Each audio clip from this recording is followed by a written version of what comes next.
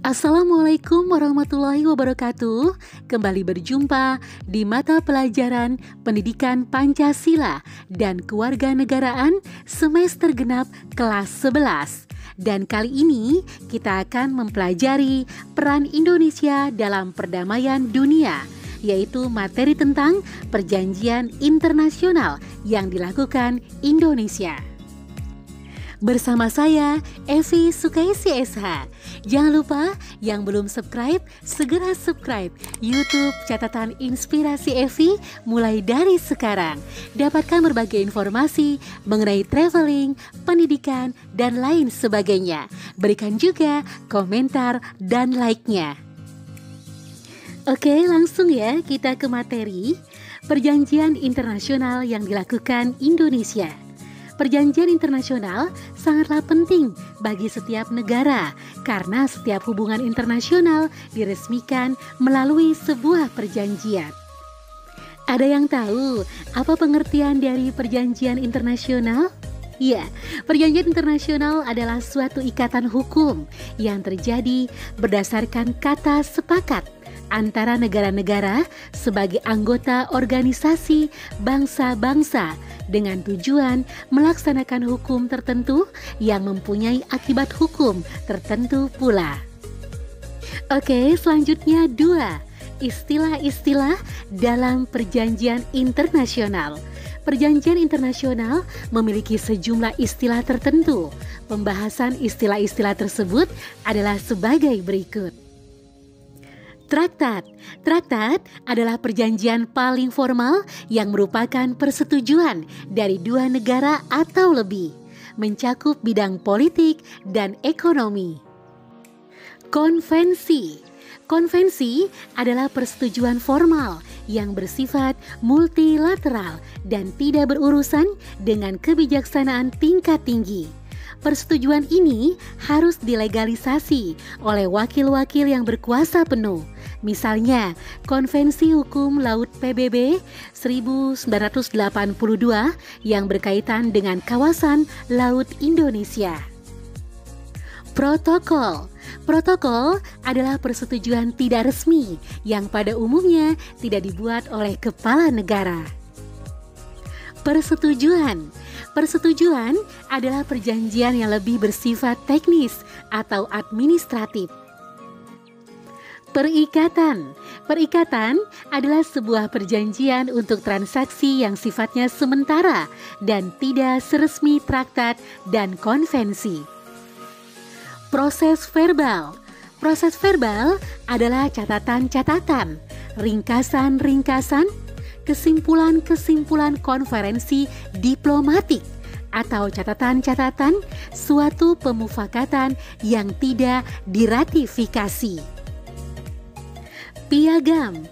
Piagam adalah himpunan peraturan yang ditetapkan oleh persetujuan internasional, baik mengenai pekerjaan maupun kesatuan-kesatuan tertentu, seperti pengawasan internasional yang mencakup perihal minyak atau mengenai lapangan kerja lembaga-lembaga internasional.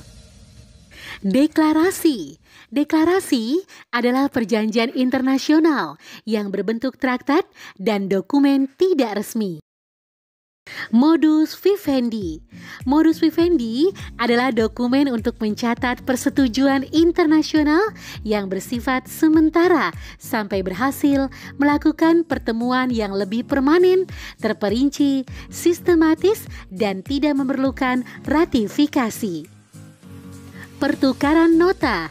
Pertukaran nota adalah metode tidak resmi yang biasanya dilakukan oleh wakil-wakil militer dan negara serta dapat bersifat multilateral dan menimbulkan sebuah kewajiban di antara pihak-pihak yang terlibat.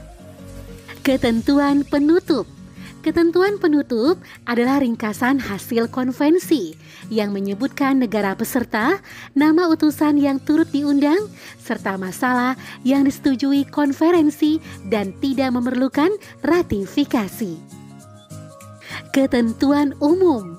Ketentuan umum adalah traktat yang dapat bersifat resmi dan tidak resmi. Charter. Charter adalah kata lain dari perjanjian internasional yang digunakan untuk pendirian suatu badan yang melakukan fungsi administratif. Pakta. Pakta adalah istilah yang menunjukkan suatu persetujuan yang lebih khusus dan membutuhkan ratifikasi seperti Pakta Warsawa. Covenant. Covenant mengandung arti sama dengan piagam. Digunakan untuk menunjuk pada perjanjian internasional sebagai konstitusi suatu organisasi internasional. Materi selanjutnya, 3. Tahapan perjanjian internasional. Perjanjian internasional dibuat melalui beberapa tahap. Berikut pembahasan tahap-tahap tersebut berdasarkan pendapat para ahli dan berdasarkan hukum positif Indonesia. Mukhtar Kusumaatmadja memberikan tahapan-tahapan dalam kebiasaan internasional melakukan perjanjian internasional, yaitu 1. Perundingan, 2. Penandatanganan, 3. Pengesahan. Menurut hukum positif Indonesia, 1.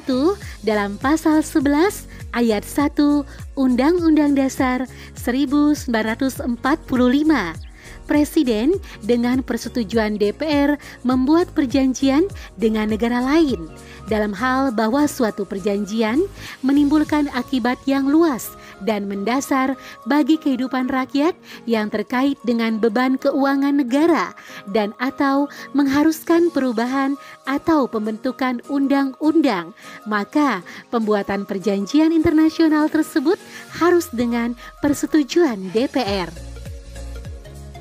2. Undang-Undang Nomor 24 Tahun 2000.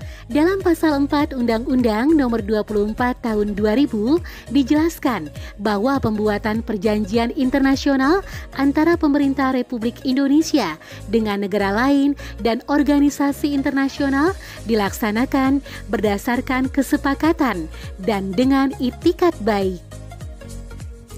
Oke, sekarang masuk ke materi selanjutnya, yaitu 4. Manfaat perjanjian internasional. A. Perjuangan konsep wawasan Nusantara. Untuk menjelaskan manfaat perjanjian internasional bagi Indonesia, yang paling tepat adalah dengan menjabarkan usaha Indonesia memperjuangkan wawasan Nusantara yang dilandasi konsep negara kepulauan. Ketentuan-ketentuan dari Konvensi Hukum Laut tahun 1982 yang amat penting bagi Indonesia adalah sebagai berikut. 1. Pengakuan atas batas 12 mil laut sebagai laut teritorial negara pantai dan negara kepulauan. 2. Pengakuan batas 200 mil laut sebagai zona ekonomi eksklusif. 3. Pengakuan hak negara tak berpantai untuk ikut memanfaatkan sumber daya alam dan kekayaan lautan. Selanjutnya, B. Pengakuan dari negara tetangga. Bila melihat lebih dalam, terlepas dari pengakuan internasional terhadap Indonesia mengenai negara kepulauan pada tahun 1982 secara regional, pengakuan sebagai negara kepulauan telah dilakukan oleh negara-negara tetangga. Hal ini terlihat dari perjanjian-perjanjian berikut ini. 1. Indonesia dan Malaysia. Adanya perjanjian mengenai landas kontinen Selat Malaka dan Laut Natuna di Kuala Lumpur tanggal 27 Oktober 1969. 2. Indonesia dan Thailand. Adanya perjanjian mengenai landas kontinen Selat Malaka bagian utara dan Laut Andaman di Bangkok tanggal 17 Desember 1971. 3.